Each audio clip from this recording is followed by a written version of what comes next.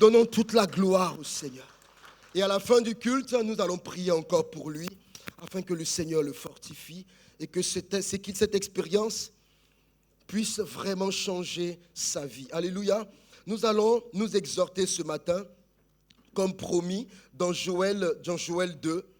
Dans Joël 2, une exhortation que j'avais commencé à apporter à l'école de Béret. Et j'avais promis de nous fortifier ce matin avec cela. Merci au groupe musical, vous êtes vraiment conduits par Dieu. Vraiment, ils sont merveilleux. Est-ce qu'on peut les acclamer, vraiment? Est-ce qu'on peut les acclamer? Parce que, vraiment, il y a une connexion du Saint-Esprit avec le groupe musical. Vraiment, vous êtes chers à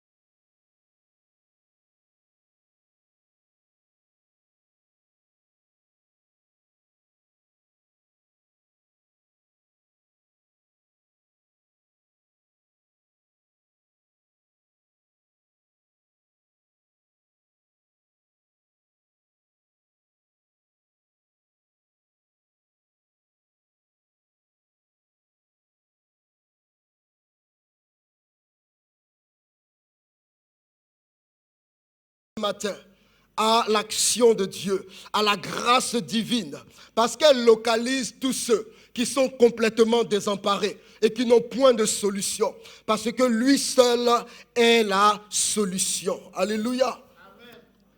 Dieu le fait pour manifester sa gloire. Dieu le fait afin que l'on croie qu'il est Seigneur. Dieu opère des miracles et Dieu opère des prodiges pour que l'on croie que Jésus-Christ est Seigneur. Alléluia. La Bible déclare dans Jean 20, le verset 30, Jésus a fait encore en présence de ses disciples beaucoup d'autres miracles qui ne sont pas décrits dans ce livre. J'ai lu Actes où la Bible disait il allait de lieu en lieu, faisant du bien, guérissant et délivrant tous ceux qui étaient sous l'emprise du malin. Et la Bible dit encore que tous les miracles de Jésus ne sont pas décrits dans ce livre. Il y a quelqu'un un jour qui m'a dit, quand je lis ma Bible, je ne vois pas mon miracle. Je ne vois pas la situation que je traverse. Je ne vois pas la situation que je vis. Mais voilà une parole pour lui. Voilà une parole pour lui. Mon frère, si ton miracle n'est pas dans ce livre, c'est normal. Parce que ce livre ne contient pas tous les miracles que Jésus a fait. Parce que s'il devait contenir tous les miracles, la Bible dit aucune bibliothèque sur la terre ne pourrait contenir ces livres. C'était le verset 25 du chapitre 21. Jésus a fait, pour parler de cette bibliothèque, la Bible dit, Jésus a fait encore beaucoup d'autres choses. Si on les écrivait en détail, je ne pense pas que le monde même pourrait contenir les livres qu'on écrirait. Mon frère, ton miracle a été déjà accompli. A été déjà accompli. Et Dieu est capable de le faire encore aujourd'hui. Dieu est capable d'agir encore aujourd'hui. Il est le Dieu de miracles et qui veut confirmer sa parole. Depuis l'Ancien Testament jusqu'à aujourd'hui, Dieu montre qu'il agit par des miracles et par des prodiges. Des miracles et des prodiges. Et attends-toi ce matin à ton miracle. Voilà une belle promesse que le Seigneur nous donne dans Joël. Joël 2, le verset 21. Terre, ne crains pas, sois dans l'allégresse et réjouis-toi, car l'Éternel fait de grandes choses. Le même Dieu d'hier, il est vrai encore aujourd'hui et il est vrai éternellement. Il fait des miracles hier, il en a fait. Aujourd'hui encore, capable de faire des prodiges et de grandes choses. Et il en fera éternellement. L'Éternel fait de grandes choses. Sois dans l'allégresse et réjouis-toi. Bêtes des champs, ne craignez pas, car les plaines du désert reverdiront. Est-ce que tu peux dire amen? Les plaines de ton désert vont reverdir. Car les arbres porteront leurs fruits. Le figuier et la vigne donneront leur richesse. Et vous, enfants de Sion, soyez dans l'allégresse et réjouissez-vous en l'Éternel, votre Dieu, car il vous donnera la pluie en son temps. Il vous enverra la pluie de la première et de l'arrière-saison comme autrefois. Wow. Le Dieu d'autrefois fait encore ces choses aujourd'hui. Les airs se rempliront de blé et les cuves regorgeront de mou et d'huile. Je vous remplacerai les années qu'ont dévoré la sauterelle, le Gélec, le Asile et le Gazam, ma grande armée que j'avais envoyée contre vous. Vous mangerez et vous vous rassasierez. Et vous célébrerez le nom de l'Éternel votre Dieu, qui aura fait pour vous des prodiges. Waouh! Le Dieu des prodiges. Et mon peuple ne sera plus jamais dans la confusion. Mon peuple ne sera plus jamais dans la confusion. Et vous saurez que je suis au milieu d'Israël et que je suis l'Éternel, votre Dieu. Il n'y en a point d'autre. Et mon peuple ne sera plus jamais dans la confusion. Et après cela, après ce temps de miracles et de prodiges que Dieu va opérer au milieu de nous, voilà une belle promesse qui arrive. Après cela, je répandrai mon esprit sur toute chair. Vos fils et vos filles prophétiseront. Vos vieillards auront des songes et vos jeunes gens des visions. Même sur les serviteurs et sur les servantes. Dans ces jours-là, je répandrai mon esprit. Je ferai paraître des prodiges dans les cieux et sur la terre. Alléluia. Pourquoi des prodiges? Afin que son peuple sorte de la confusion. Le Seigneur nous dit, ma présence parmi mon peuple sera tellement manifeste. Ma présence parmi mon peuple sera tellement manifeste par des miracles, par des prodiges. Les miracles seront si clairs, les prodiges seront si puissants que mon peuple n'aura plus jamais honte. Que mon peuple ne sera plus jamais dans la confusion.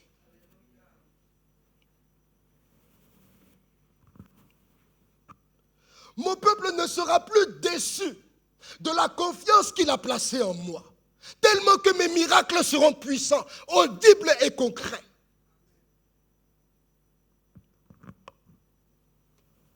Mes enfants ne seront plus blâmés.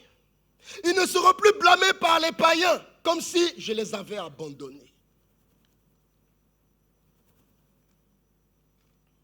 Quand ils vont voir ma puissance à l'œuvre, parce que les païens verront également ma puissance dans leur vie. Ils ne seront plus blâmés. Ils ne subiront plus les moqueries.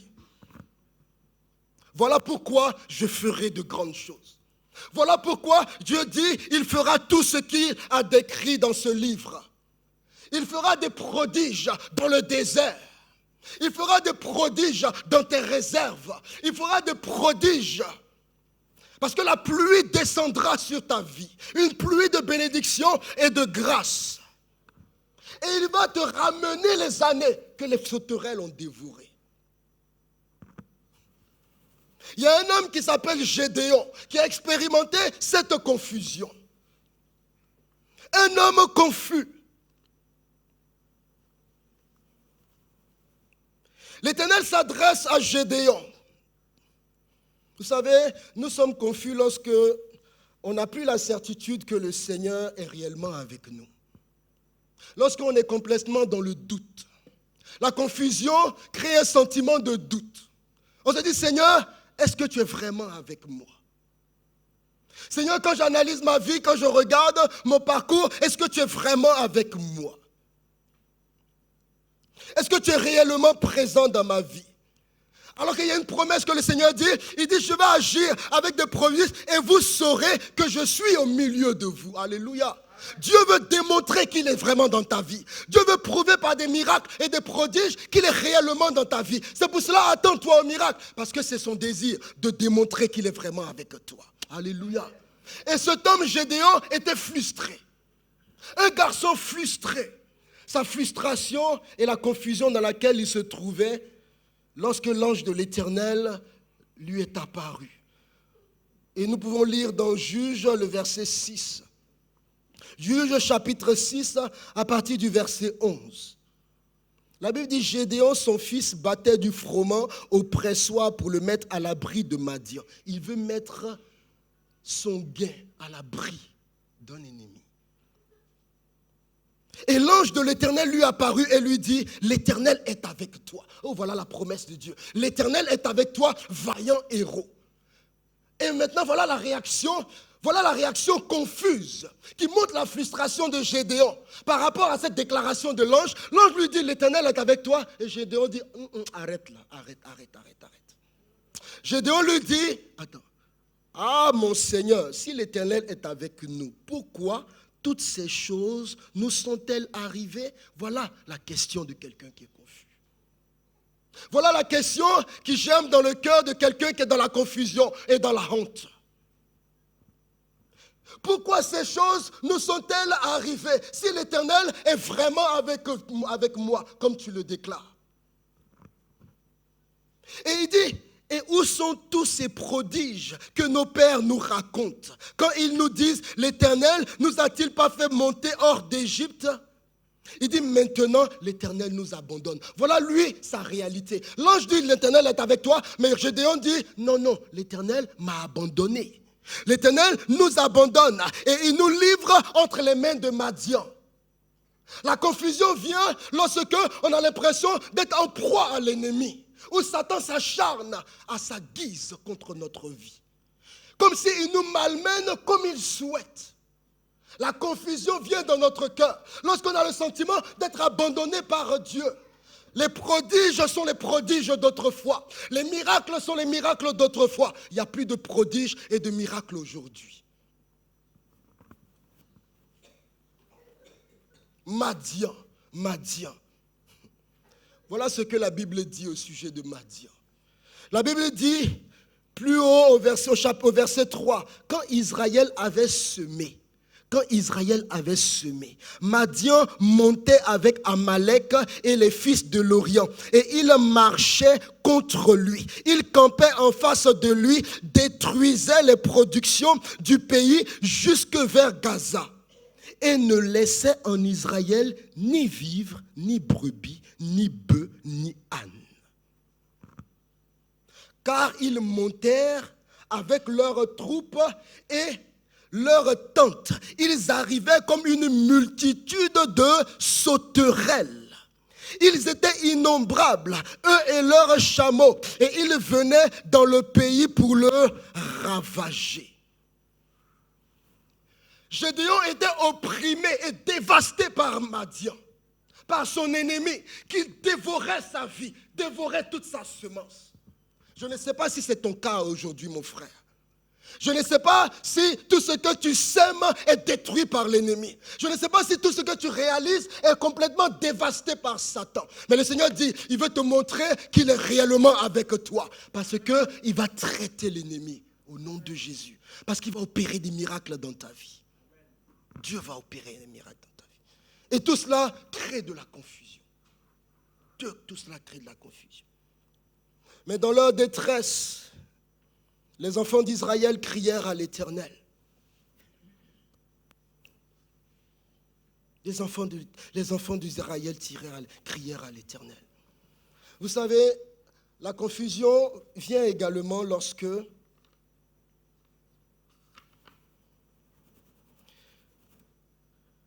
nous sommes dans la honte et subissons les moqueries des païens. Les païens qui disent, mais où est son Dieu? Où est son Dieu? Papa Humbois a eu une vision lorsque le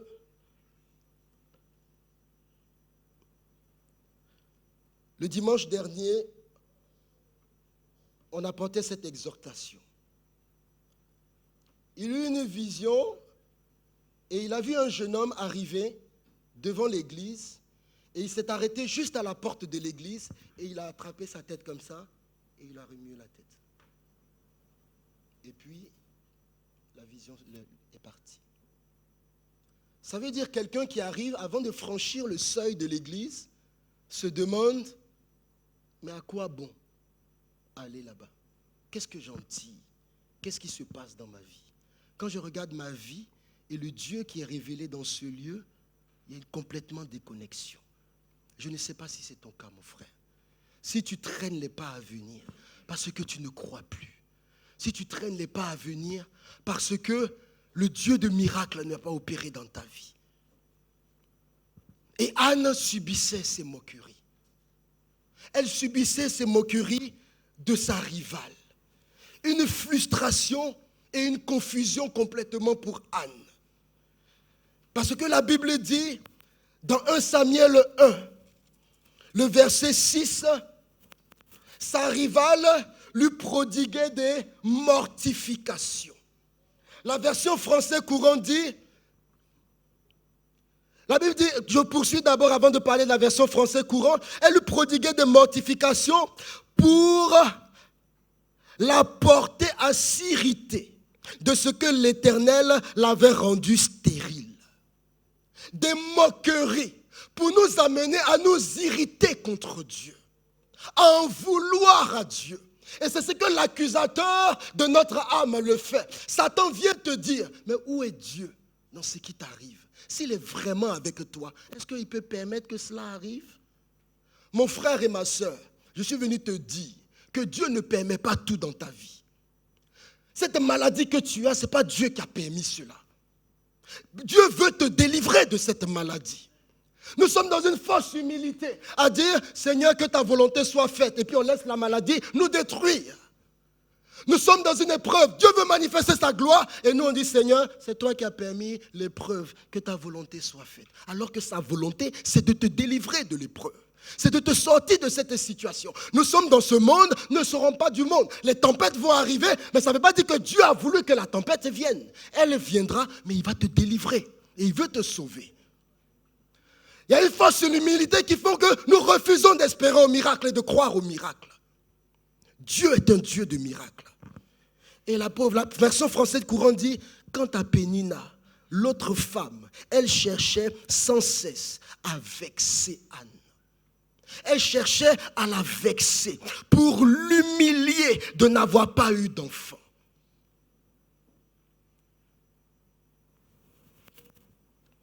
Moi, j'ai envie de dire que Pénina était la bénédiction de Anne. Parce que s'il n'y avait pas Pénina, Anne n'allait pas chercher le miracle.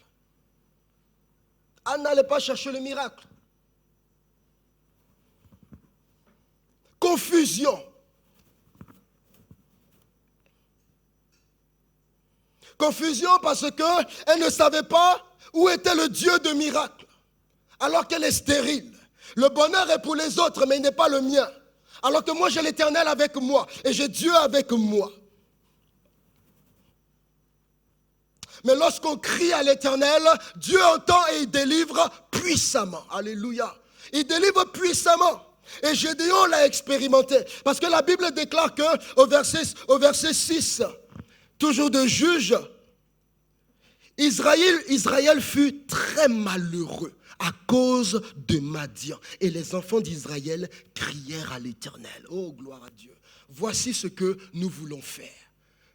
Mon frère, si tu es malheureux dans ton âme, ma soeur, tu es malheureuse dans ton âme, voilà la clé que le Seigneur nous donne. Il nous donne la prière et l'intercession. Nous allons crier à l'Éternel. Et l'Éternel a agi en faveur d'Israël. Alléluia. Gloire soit rendue à Dieu qui nous fait une belle promesse au sujet de la prière. Parce que nous savons que Dieu a dit, invoque-moi au jour de la détresse. Invoque-moi au jour de la détresse, je te délivrerai et tu me glorifieras. Le psaume 50, verset 15. Invoque-moi au jour de la détresse. Si la détresse vient du Seigneur, pourquoi il va te demander de l'invoquer? Et puis il va te délivrer. C'est quel jeu de détresse et de bénédiction? C'est quel Dieu qui fait un jeu de détresse et de bénédiction? Il provoque la détresse pour que son fils l'invoque et puis il va le délivrer. C'est que ça, c'est malsain ça. C'est-à-dire qu'on attribue à Dieu des intentions malsaines, d'un Dieu tyran. C'est de la tyrannie. Le Dieu, il vient, il envoie la détresse et puis il crie. Et puis tu cries et puis il te délivre. Et puis il se glorifie. C'est un tyran. Ce Dieu-là, il n'est pas un tyran. Ce n'est pas lui qui a envoyé la détresse. Mais il dit, lorsque tu es du fond de la détresse, invoque-moi et je te délivrerai. Je te délivrerai puissamment et tu verras ma main. Tu verras ma main. C'est un Dieu de miracles. Invoque-moi. Madian arrivait et dévastait tout comme des sauterelles. C'est pour ça que l'Éternel a dit dans Joël, je vous redonnerai les années que les sauterelles ont dévastées. Ce que les sauterelles ont ravagé dans ta vie, comme Madian l'a fait pour le peuple d'Israël, le Seigneur dit, je te redonnerai ces années-là. Je te les redonnerai. Au nom de Jésus-Christ. Si tu es malheureux comme Gédéon, parce que l'argent que tu gagnes s'envole. Tu te dis, mais ma poche, elle est percée ou quoi? Je travaille pendant des années, je n'en vois pas les fruits. Cette malédiction, nous allons la détruire au nom de Jésus. Parce que Dieu t'a béni et il ne veut pas que cet argent vole en fumée. Il ne veut pas de cela. Il n'a pas voulu de cela. Je commence un projet, à peine ça, je l'entreprends, ça avorte. C'est que c'est Madian qui vient comme une sauterelle. L'Éternel dit, il y a ces années qui ont été dévorées par Madian qu'il va restaurer au nom de Jésus-Christ. Au nom de Jésus. Attends-toi au miracle, car le Seigneur te dit, voilà ce qu'il veut pour que son peuple, pour que toi et moi, nous ne soyons plus dans la confusion. Dieu veut nous sortir de la confusion. Je vous remplacerai les années qu'ont dévoré la sauterelle, le gélec, le asile, le gazam. Je ne sais pas si tu connais d'autres variétés de sauterelles, mon frère. Mais Dieu dit, il va les détruire, peu importe leur nom. Peu importe leur nom, au nom puissant de Jésus-Christ. Les enfants d'Israël crièrent à l'Éternel. Et Anne aussi a fait la même chose. Détresse et on évoque l'Éternel. Regardons ce que Anne également a fait. Parce qu'il y a une puissance dans la prière lorsqu'on évoque le Seigneur. Anne a pleuré, la pauvre. La Bible dit, chaque fois, au verset 7, chaque fois que Anne remontait à la maison de l'Éternel, Pénina la torturait. C'est-à-dire, Pénina, elle le fait à un moment seulement, à un seul moment. Lorsque Anne dit, je m'en vais à l'église. Quand Anne dit, je m'en vais à l'église, c'est là que Pénina va commencer à fatiguer Anne, à se moquer d'elle, à rire. Mais c'est ça notre situation. Les païens se moquent de nous. On se dit, mais il va à l'église, il fait grâce matinée, il se réveille matin, bonheur, mais il a sa vie. Il regarde sa vie. Et Anne est venue avec des larmes dans la présence de Dieu. Parce qu'elle ne pouvait pas concevoir cela. Mon frère, si Satan veut t'empêcher de venir dans la maison de Dieu, mon frère, viens dans la maison de Dieu. Viens parce que c'est là que Dieu envoie sa bénédiction. La Bible dit, dans le psaume 89, le verset 7, l'Éternel, notre Dieu, est redoutable dans l'assemblée des saints. Il est redoutable dans l'assemblée des saints. Au milieu de son peuple, Dieu agit d'une façon puissante et terrible. Une autre version dit, l'Éternel est terrible dans l'assemblée des saints. Il est bon pour des frères de demeurer ensemble parce que c'est là que vient, Dieu appelle ça bénédiction. Il y a une huile qui descend et qui apporte la bénédiction. Mon frère, viens dans la présence de Dieu. Parce que tu ne sais pas ce que Dieu va faire. Parce que c'est là que Dieu se manifeste. Et il manifeste sa puissance. Pénina avait empêché Anne de partir. Et elle se moque d'elle à chaque fois que Anne se présente dans la maison de Dieu. Et dans sa détresse, dans son amertume, Anne a crié à l'Éternel avec larmes. Avec larmes. Au verset 10. La Bible dit, et l'amertume dans l'âme, elle pria l'Éternel. On dit, Anne se leva. C'est-à-dire, Pénina la torturait jusqu'à un moment donné. Anne, au verset 7, la Bible dit, Anne, elle ne voulait même plus manger. Anne pleurait et Anne ne mangeait plus. C'est pas je ne mange plus à cause de jeûne et prière. C'est je ne mange plus par amertume. C'est-à-dire, la nourriture n'a plus de goût dans ta bouche. Tu n'as plus le goût de vivre. Tu es complètement lasse. Tu perds l'appétit des choses simples et des joies simples. On te dit, viens m'accompagner pour aller à telle fête. Tu ne peux pas venir parce que tu n'as même plus le goût de te réjouir de quelque chose. Anne pleurait et ne mangeait point. Mais elle se leva quand même. Je vais rajouter quand même. Après que l'on eut mangé et bu à Silo, le sacrificateur Élie était assis sur un siège près de l'un des poteaux du temple de l'Éternel. Et l'amertume dans l'âme, Anne pria l'Éternel et versa des pleurs.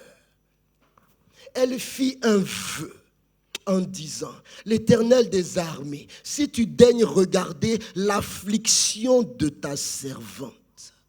Mon frère, laisse-moi te dire, ma soeur, Dieu, il voit les pleurs, il voit les larmes. Quand les larmes versent de tes yeux, ça a du prix aux yeux de Dieu. Quand Dieu voit les larmes de son enfant, ça fait frémir ses entrailles. Donc Dieu n'est pas indifférent dans les larmes que tu verses. Même si nous ne voyons pas ces larmes, Dieu le voit. Dieu connaît l'affliction. Il voit ton affliction, il voit ta douleur et il voit ta souffrance. Elle dit, si tu daignes regarder l'affliction de ta servante, et si tu te souviens de moi, et n'oublie point ta servante, et si tu donnes à ta servante un fils, je le consacrerai à l'Éternel pour tous les jours de sa vie. Merci Seigneur. Je le consacrerai à l'Éternel pour tous les jours de sa vie. Des hommes pleins de frustration et de confusion, mais qui ont crié à l'Éternel. Qui ont crié à l'Éternel leur détresse. Et voyons ce que Dieu va faire. Parce que Dieu n'est pas sourd pour entendre nos cris. Parce que sa main n'est pas courte pour agir en notre faveur. Alléluia. Sa main n'est pas courte pour agir en notre faveur. Il va intervenir en faveur de Gédéon et de Anne. Ces personnes frustrées, ces personnes complètement confuses et qui attendent au miracle, qui s'attendent à un prodige et une action de la part de Dieu. Parce que le Seigneur dit, et vous saurez que je suis l'Éternel votre Dieu et qu'il n'y en a point d'autre. Vous saurez que je suis l'Éternel votre Dieu et qu'il n'y en a point d'autre.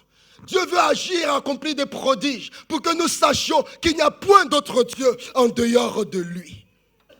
Et voici ce qu'il va faire en faveur de Gédéon.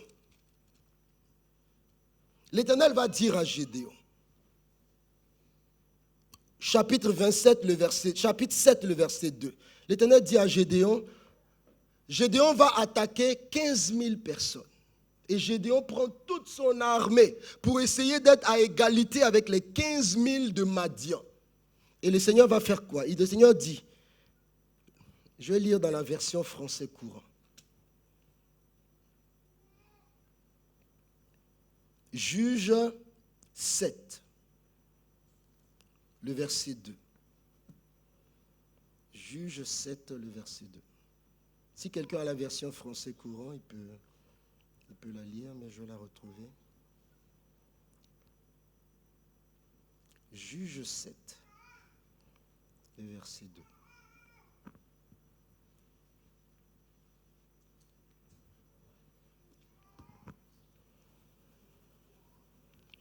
L'Éternel dit à Gédéon, le peuple que tu as avec toi est trop nombreux. Voilà le miracle que Dieu prépare.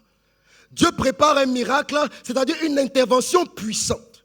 Et Dieu dit, le peuple que tu as avec toi est trop nombreux pour que je livre Madian entre ses mains. Il pourrait en tirer gloire contre moi. Ça, c'est la version lue second. Il pourrait en tirer gloire contre moi et dire, c'est ma main qui m'a délivré. Voilà ce que le Seigneur dit dans la version française courante. Tes troupes sont trop nombreuses pour que je leur accorde la victoire sur les Madianites. Les Israélites se vanteraient d'avoir vaincu par leur propre force et s'attribueraient ainsi une gloire qui me revient. Mon frère, Dieu veut intervenir dans une situation qui est au-delà de tes forces, qui est au-dessus de tes forces. Parce qu'il ne veut pas partager sa gloire même avec toi. Donc quand tu es faible, c'est à ce moment-là que tu es fort. C'est pour ça que l'apôtre Paul dit, lorsque je suis faible, c'est alors que je suis fort. Parce que Dieu se glorifie dans ma faiblesse. Mon frère, c'est étonnant quand j'entends Paul dire, alors je me réjouis lorsque je suis faible. Est-ce que quelqu'un peut se réjouir lorsqu'il est faible? Parce qu'il a compris que quand je suis faible, c'est là que la puissance de Dieu se déploie. C'est alors que le faible peut dire, je suis fort. Et prophétie de Joël encore, que le faible dise, je suis fort. Et Dieu dit, tes troupes sont trop nombreuses. Je ne veux pas partager ma gloire avec quelqu'un. Diminue. Donc contre 15 000 personnes, Gédéon se retrouve avec 300 personnes. Parce que Dieu veut opérer un prodige. Parce que si c'est 15 000 contre 15 000, il n'y a pas prodige. Il n'y a pas miracle. Alors qu'il veut opérer un miracle et il veut se donner toute la gloire. C'est pour cela qu'il dit dans Joël, et vous saurez que je suis l'Éternel et qu'il n'y en a point d'autre. Il n'y a point d'autre Dieu. Il n'y a pas un homme semblable à moi, ni un autre Dieu qui m'est comparable. Je suis l'Éternel.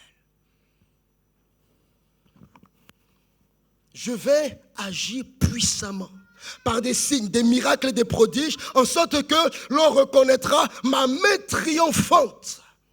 Et on me donnera à moi seul, et à moi seul, toute louange et toute gloire. Dieu veut montrer que notre espoir et notre remède n'est qu'en lui, et en personne d'autre. C'est en lui seul qui se trouve la solution. C'est en lui seul que se trouve le remède à tous tes maux. C'est lui seul qui est la solution à tous tes problèmes. Parce que Colossiens me dit, nous avons tout pleinement en Jésus-Christ. Tout pleinement en lui. Parce qu'en lui habite corporellement toute la plénitude de la divinité. La Bible dit, il est le chef de toute domination et de toute autorité. Donc j'ai tout pleinement en lui. En dehors de lui, je n'ai rien du tout. Rien du tout, mon frère. Rien du tout, ma soeur.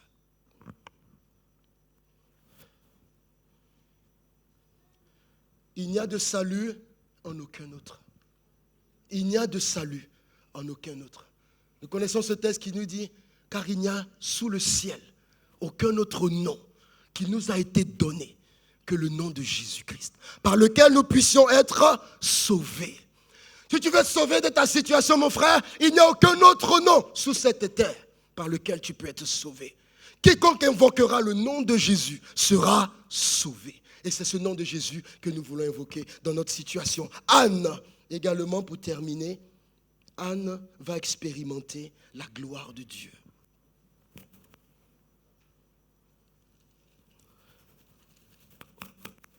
Au verset 19. Ah, j'aime cette partie. J'aime trop la partie des témoignages et la partie où la gloire de Dieu vraiment éclate.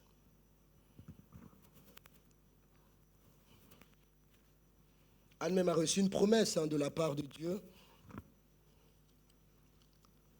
Invoque-moi au jour de la détresse, je te délivrerai et tu me glorifieras. Élie a vu Anne en train de parler dans l'église, il croyait qu'elle était enivrée de vin. Et Anne même va lui répondre, non mon Seigneur, je suis une femme qui souffre en son cœur, et je n'ai bu ni vin ni boisson enivrante, mais je répandais mon âme devant l'Éternel. Il dit, ne prends pas ta servante pour une femme pervertie, car c'est l'excès de ma douleur et de mon chagrin qui m'a fait parler jusqu'à présent. Élie reprit la parole et dit, va en paix, et que le Dieu d'Israël exauce la prière que tu as adressée. Alléluia. Alléluia. Voilà l'autorité d'un sacrificateur. Il dit, Dieu t'a exaucé. Donc si ce matin tu entends que quelqu'un te dit, Dieu t'a exaucé, il faut croire cela. Dieu t'a exaucé. Tu vas, Dieu t'a exaucé. Et tu vas voir l'exaucement. Anne est partie et Anne revient dans la présence de Dieu. Elle arrive dans la maison de Dieu et elle dit à Élie, je suis cette femme qui me tenait ici près de toi pour prier l'Éternel. Et ce jour-là, Anne a un bébé dans sa main et elle est en train de donner gloire à Dieu. Un miracle authentique, un miracle authentique. À ce moment-là, quand je vois cette parole, elle dit, c'était pour cet enfant que je priais. Et l'Éternel a exaucé la prière que je lui adressais. Je me demandais où était Pénina. Où était Pénina qui se moquait d'elle? Pénina, la confusion a quitté Anne et la confusion allait chez qui? Chez Pénina. Il y a un transfert de confusion qui doit se faire aujourd'hui. Parce que la confusion n'est pas notre part. Ce n'est pas notre lot. Le Seigneur veut nous en délivrer. Et la confusion est dans le camp ennemi. Alléluia. La confusion est dans le camp de ceux qui ne veulent pas se repentir et qui nous détestent sans cause. Qui ne nous aiment pas sans cause. Qui nous haïssent sans cause. La confusion est pour eux. Elle quitte notre camp et elle va dans le camp de l'ennemi. Alléluia. Que le nom du Seigneur soit béni.